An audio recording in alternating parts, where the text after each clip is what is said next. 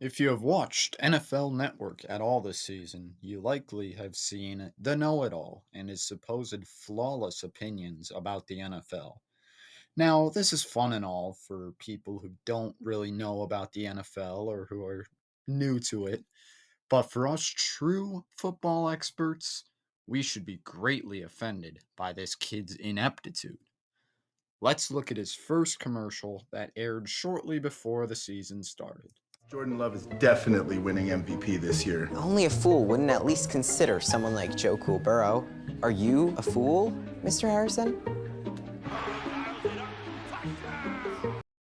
Now, this first take might not sound too bad as an actual take for this season, as Joe Burrow has put up some of the best numbers in the league this season. However, he definitely will not get the award as he missed the playoffs and was third in his division.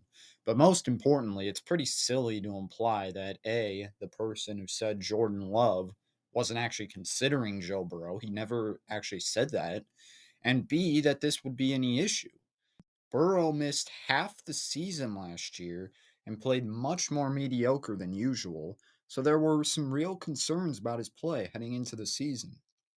However, this take has at least aged a little better than the other ones. Think Miami can make a deep run this year? Well, they have Tariq Hill, and My sources say yes, and my sources are wrong as often as Dolphins sleep. Never. This take aired early on in the season and looked pretty ridiculous even after week 2 when Tua got concussed against the Bills.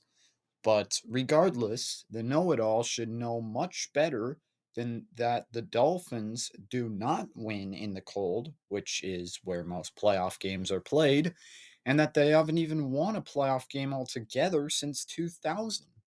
This should have never even been a conversation, but it is really hilarious that the know it all thinks a team that hasn't made a conference championship longer than the Dallas Cowboys has any chance in the playoffs.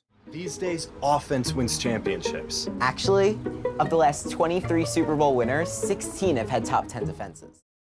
All right, there's so much wrong with this final take, so let's slowly go through all of the issues here.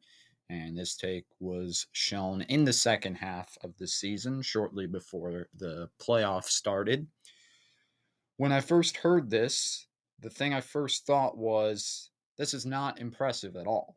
I anticipated that about 20 of 23 would have top 10 defenses, and that 16 of 23 would have about top 5 defenses. But all right, I can see how some people could get fooled into this trap that this is actually impressive. However, the know it all completely missed the point as he didn't even acknowledge how many top 10 offenses won the Super Bowl. Not that I expected anything better, but he doesn't even make it clear if he's going by points, yards, turnovers, or some advanced statistic.